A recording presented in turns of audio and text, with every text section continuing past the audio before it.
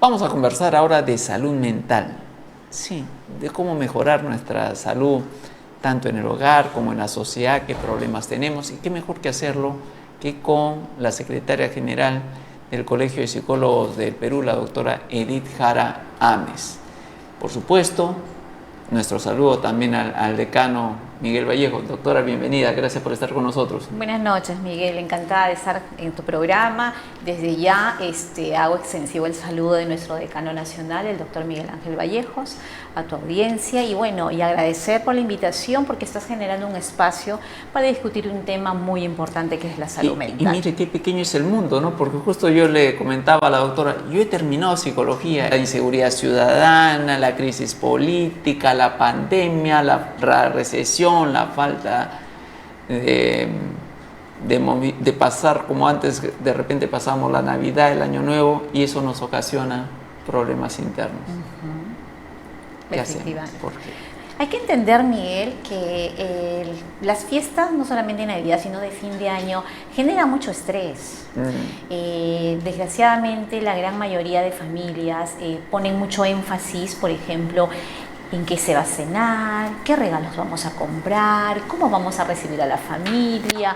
Algunos estarán terminando de manera favorable las actividades en sus centros laborales, otros posiblemente están despedidos, no tienen trabajo. Entonces, genera situaciones de sentimientos encontrados. Y comparamos también con el año anterior. El año anterior me alcanzaba para comprar esto, tenía programa, y ahora no. Exacto. Entonces, hay dos formas de entender ello. De aquellas personas que ven en la Navidad una oportunidad muy importante para poder reencontrarse con la familia, para poder vivenciar experiencias positivas, ¿no? Para poder afianzar los vínculos emocionales. Exacto.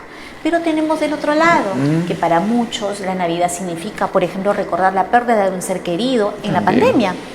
¿No es así? Muy cercana, claro. Exacto, el hecho de, por ejemplo, de no tener a la familia reunida por múltiples motivos, ¿no? El hecho de que hay mucha exigencia, muchas expectativas para lo que realmente puedo hacer.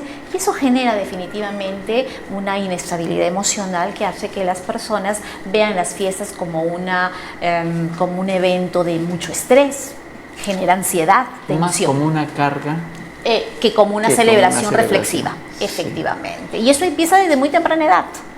Estamos muy preocupados, como te decía, de comprar un bonito árbol, de comprar un bonito juguete, pero nos estamos olvidando que estas fiestas tienen que tener un espacio para poder reflexionar sobre lo que hemos estado haciendo, de cómo hemos trabajado, de cómo desempeñamos nuestros roles como padres de familia, de cómo estamos educando, criando a nuestros hijos, de cómo nos vinculamos con las personas que están a nuestro alrededor. Pero ahí también viene la otra parte.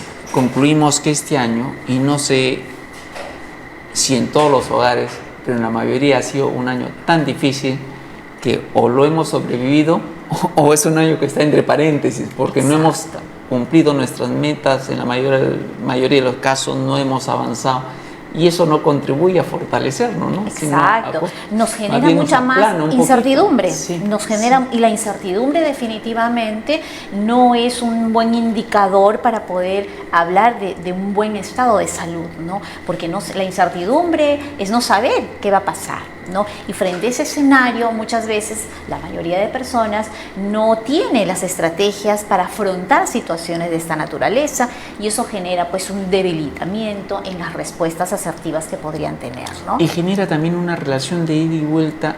Si decimos que la familia es la célula básica de la sociedad y nuestra sociedad está enferma, entonces estamos recargándonos negativamente familia y sociedad. Efectivamente. Bueno, lo ideal, lo adecuado en todo caso sería una familia, pues, donde cada integrante cumpla, ¿no? los roles que le corresponden, ¿no es así?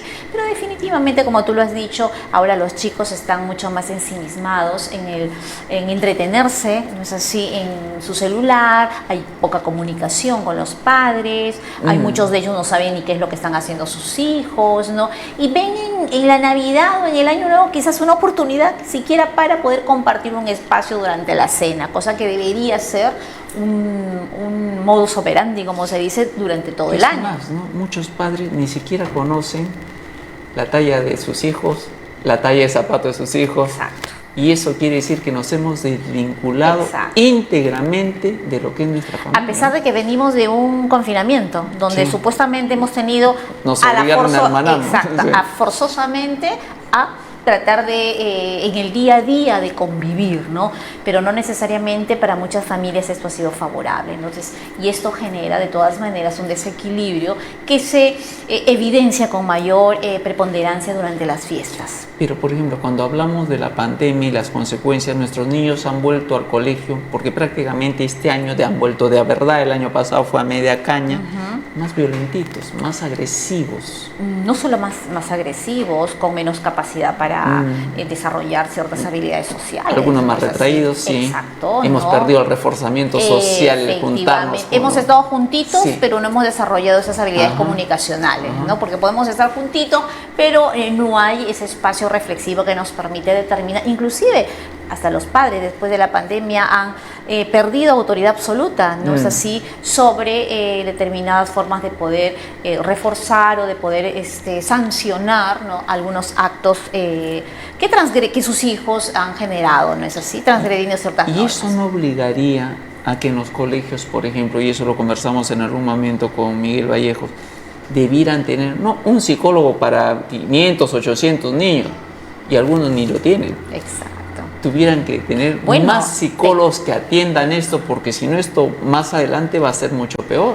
Te comento, esta gestión, ¿no?, que representamos ha tenido mucha injerencia quizás en las modificatorias que ha tenido la ley, ¿no?, de convivencia. Sin embargo, como buenos políticos que nos representan, muchas veces han aceptado, han establecido modificatorias muy favorables, sin embargo siempre se nos dice no hay presupuesto, ¿no? Y tener un psicólogo en escuela, nos han dicho textualmente, es casi imposible porque no hay presupuesto. ¿Y en los centros de salud? Los pocos que tenemos, los pocos colegas que hay en los centros de salud tampoco se abastecen por el régimen de trabajo que tiene y por la cantidad de pacientes que hoy en día han saturado inclusive los hospitales. Pero no es un grave problema para Por el supuesto. país no tomar con seriedad la salud mental. Lo que pasa es que estamos descuidando el primer nivel de salud, de Ajá. atención primaria. Atención primaria. Entonces, ¿qué hacemos? Se espera que ya los trastornos se desarrollen y luego queremos hacer intervenciones directas, ¿no? Sin embargo, nos hemos dejado de lado, descuidado total, el tema de la prevención y de la promoción. ¿Qué está haciendo ahí el Colegio de Psicólogos? Nosotros, por ejemplo, hemos tenido reiteradas sesiones con congresistas que han trabajado mancomunadamente para empujar, como se dice, esta reforma, esta reestructuración, esta modificatoria de ley. Sin embargo, siempre cae en lo mismo. Ya se generó la reestructuración, ya se hizo la modificatoria, ya deben de designar un psicólogo por colegio. Sin embargo, cuando solicitamos a las instituciones rectoras, en este caso, de acuerdo a la ley, dice el Ministerio de Educación, simplemente se nos ha dicho que no hay presupuesto. Y lo poco que tenemos lo estamos invirtiendo en algunos psicólogos que son psicólogos itinerantes porque tienen a su cargo no solamente una institución educativa, sino tienen una red. Entonces no hay una atención para el educando en sí, definitivamente. Definitivamente no. Y acá no se trata solamente de tener voluntad, sino es decisión política. Porque la salud mental en nuestro país debe verse como una política de Estado, debe verse como una inversión y no como un gasto. Yo le pregunto, ¿y por qué no lo vemos así? ¿Porque no es rentable? Por supuesto, definitivamente, ¿no? Es un gran reto que no solamente recae en nuestras autoridades, sino también recae en los profesionales, porque tenemos que direccionar todo el trabajo de promocionar hábitos saludables, de trabajar en el tema de prevención, ¿no?, en situaciones de riesgo de nuestros jóvenes, y tenemos que empezar desde la escuela. ¿Cuánta gente lleva a sus hijos, por ejemplo, igual como puede llevar al odontólogo, a ver si le ha picado algún dientecito, tiene carie, al oftalmólogo, a ver, medirle la vista? ¿Cuánta gente lleva a sus hijos, y es que no sea al colegio, a un psicólogo particular para que lo evalúen, a ver si sus conductas están bien, si se comporta bien? Bueno, te diré que son muy pocos. Igual, cuando hablamos de hábitos, por ejemplo, de higiene bucal, ¿no? Son muy pocas familias o muy pocos padres que están preocupados por la prevención de las caries. Entonces llevan a los chicos, haciendo un poco la relación, cuando ya, efectivamente, entonces llevan al psicólogo cuando han sido, en todo caso, derivados por obligación, porque tienen que presentar un documento, ¿no? Se les ha solicitado un informe para saber más o menos cuáles son los estados de algunas áreas, ¿no? De desarrollo de los jóvenes, de los niños. Sin embargo, como medidas de prevención para evitar el desarrollo de ciertos trastornos, difícil, bien difícil. Yo conversaba días atrás con un psicólogo que es también villarrealino, David Villarreal, que ha sido decano del colegio de Lima Callao, y le decía, cuando uno estudiaba, hablamos de la importancia de la abrazoterapia, ¿no? Del darnos, pero la pandemia se tumbó todo eso, ¿no? Y como que hoy día no recobramos esa capacidad. Entonces, ¿no es producto de eso también que somos una sociedad menos afectiva, menos? Claro, lo que pasa es que las emociones se demuestran con conductas, ¿no? Reales, ¿no? Un abrazo, una pasada de mano, una caricia, enriquece, sí, pero vivimos pues en una sociedad bastante restrictiva, ¿no? Sobre todo si hablamos de géneros, hay una disparidad tremenda, ¿no? Normalmente a las mujeres siempre se nos ha asignado ese rol protector, ese rol, ¿no? La más afectiva, ¿no? La que más interactúa, ¿no? En cambio al varón, las restricciones sociales, ¿no? Culturales muchas veces los han hecho mucho más fríos, mucho más distantes emocionalmente, y eso lo aplican en sus hijos. Sí. Entonces ahí viene quizás un poco el quiebre, ¿no? La misma crisis económica también pone su granito de arena, o su granazo de arena, ¿no? Porque el niño ya tiene menor relación afectiva con, ni siquiera antes como era con el padre. Ahora los hogares bien formados, digamos, sale papá y mamá a trabajar. Por supuesto, y los chicos muchas veces crecen solos. ¿Sí? Y lo poco que aprenden, bien o mal, no lo aprenden de sus padres, sino viendo la televisión, viendo un dispositivo, ¿no? Tecnológico que está al alcance de la mano en estos momentos, o quizás en modelos pues foráneos, ¿no? ¿Cómo vamos a poder enfrentar, por ejemplo, en colegios el bullying? ¿Cómo vamos a poder enfrentar las situaciones de desadaptación social en general? Yo nunca había visto que como este año los niños llevaran pistola, llevaran cuchilla, chaveta. Antes estos casos eran muy contraexcepcionales. Exacto. Igual ¿no? Como la violencia de pareja, ¿no? Hoy es cosa, todos los días vemos en televisión cómo agrede. Lo que pasa, Miguel, que en nuestro país hasta la violencia se ha normalizado. Sí. Se ha normalizado. La misma inseguridad, ¿no? Por supuesto, vivimos inclusive hasta psicoseados, ¿no? Sí. Hoy día salimos y estamos viendo a la derecha, a la izquierda, atrás, quién camina junto, porque nos estamos volviendo muy desconfiados, casualmente no solamente es la inseguridad, venimos de a pocos tratando de adaptarnos a nuestra nueva vida, en modo presencial, como se dice, con muchos cambios, con muchas restricciones también, con más exigencias que las que teníamos quizás antes de la pandemia. Si el adulto vive en ese escenario, ¿te puedes imaginar cómo están los chicos? Claro, y una sociedad que se vuelve, en el mal sentido de la palabra, porque no me quiero referir a la selva, sí en una selva, por ejemplo, hasta para conseguir empleo, ¿no? Exacto.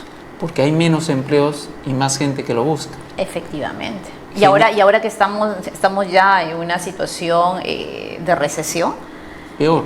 Va a ser peor. Así es. Y genera otras situaciones violentas, como la xenofobia, por ejemplo, en el caso de los venezolanos, ¿no? También. Y se va generando más factores de riesgo. O sea, hay venezolanos buenos, claro que los hay. Hay muy malos también, claro que los hay. Como que hay compatriotas buenos y malos, claro, ¿no? Hay de todo. Pero ya todos son malos. Exacto. Entonces, eso sí requiere atención. Y nadie le está poniendo. Es que lo que pasa es que en nuestro país salud mental simplemente se ve como, bueno, un cliché, vamos a hacer algo, vamos a tapar quizás lo poco que podemos hacer, porque siempre se aterriza en lo siguiente: no hay dinero para generar la contigüidad de los profesionales. ¿Quiénes son los profesionales más preparados que trabajan en salud mental? No solamente son médicos psiquiatras, somos nosotros los psicólogos. Claro. Y si no hacemos eso, y si no hay decisión política de hacer eso, ¿qué va a pasar? Va a ser muy complicado. Va a ser muy complicado realmente generar ese espacio donde nuestros futuros ciudadanos realmente desarrollen sus competencias personales, profesionales y puedan afrontar las situaciones y los retos que este mundo moderno, ¿no?, con sus complejidades les va a poner. ¿Y qué puedo hacer yo desde mi casa? ¿Qué puedo hacer Mejorar. yo, papá, yo, mamá? Enseñarle a los chicos, por ejemplo, estrategias que les permitan regular situaciones de estrés. Por ejemplo. ¿No? Por ejemplo, hoy en día, ¿qué es lo que más le cuesta a los chicos? Es distribuir su trabajo académico. No me dejarás mentir, en nuestra época de estudiantes, el tema de la lectura era una constante, era un hábito, ¿no? Porque no teníamos internet, entonces... Y era más difícil porque había que ir a la biblioteca. Efectivamente. Hoy día lo tienes acá. Hoy en día tenemos a los chicos muy consumistas y eso ha ido reduciendo, ¿no?, la generación o el desarrollo de ciertas habilidades vinculadas con el trabajo académico. Es por eso que tenemos chicos más distraídos, por ejemplo, estudiantes que tienen muy poco nivel de atención, poco motivados, ¿no es así? Bastante restrictivos. O muy poco nivel de concentración, pero eso también se llama falta de vitamina, en muchos sectores, vitamina O. Eso también tiene mucho que ver el tema de los hábitos de salud, ¿no? No duermen bien, no se alimentan bien, ya no hacen ejercicio como antes, entonces todos estos elementos de todas maneras contribuyen a generar situaciones de inestabilidad. Es por eso que hoy en día la preocupación más grande es que la depresión como trastorno mental se ha disparado tremendamente. Hace poco estaba leyendo el estudio epidemiológico que se ha hecho y solamente en el 2022 ha habido más de 3.000 casos de depresión. Ahora, lo que sí, no hay tantos, esa sería la parte posible, no hay tantos suicidios como pareciera que podrían generarse con esta situación. ¿Eso quiere decir que todavía tenemos alguna reserva trabajable? Bueno, yo creo que siempre hay una forma de poder trabajar esta situación, ¿no? Hay que abordar el tema de salud mental desde un ámbito estrictamente multidisciplinario, ¿no? No solamente la medicación, ¿no? Porque muchos creen que la depresión o cualquier trastorno mental se va a trabajar solamente estrictamente con una receta farmacológica. También hay psicoterapia, hay acompañamiento, consejería, entonces hay una serie de estrategias que son para lo cual nos hemos formado los psicólogos, ¿no? Entonces, y decirle a la población, ¿no?, que el hecho de tener un acompañamiento, un momento de consejería, quizás un momento en que necesitan hacer cierta catarsis, pues hay que buscar al especialista. Claro, no solo los locos van al psicólogo. Bueno, eso felizmente ya está superado. Hay que erradicar ese concepto que se tenía, que solamente los locos o los desequilibrados iban a psicólogos. No, todos tenemos algún momento darnos un espacio para poder asistir a un profesional que nos permita, pues, o que contribuya a hacernos ver un poco o tener una percepción del mundo completamente diferente, ¿no? Que nos ayude a generar nuestras habilidades para afrontar mejor, para regular nuestro estrés, para regular nuestras emociones, para poder enfrentar de manera saludable las situaciones o los retos que la vida nos presenta a nivel personal, profesional, familiar. ¿Y qué tareas, por ejemplo, va a asumir el próximo año, doctora Jara, el colegio? El próximo año es un año seguimos en la lucha, para estimado ustedes. Miguel, seguimos en la lucha para buscar que se cumpla con lo que dice la ley, un psicólogo por colegio. Aunque sea. Vamos a guerrear, vamos a seguir en la lucha y voy a aprovechar este espacio para poder exhortar, ¿no es así?, a las autoridades que no solamente la ley o la modificatoria de ley quede en papel, sino que esto pueda ser que se traduzca en hechos. Si bien es cierto, no vamos a poder coberturar este año lo que implica un psicólogo por colegio, pero creo que podemos empezar por tramos. ¿no? Y para eso se necesita pues el recurso económico, porque ningún profesional va a ofrecer su servicio de manera gratuita. Hay que ser realistas, por favor. Y no se puede trabajar todo, como alguien decía, con practicantes nomás. Podemos agenciarnos, puede servir de apoyo, claro, pero es el profesional entrenado, titulado, habilitado, colegiado, quien debe de realizar todas las actividades de promoción, de prevención, de intervención, ¿no?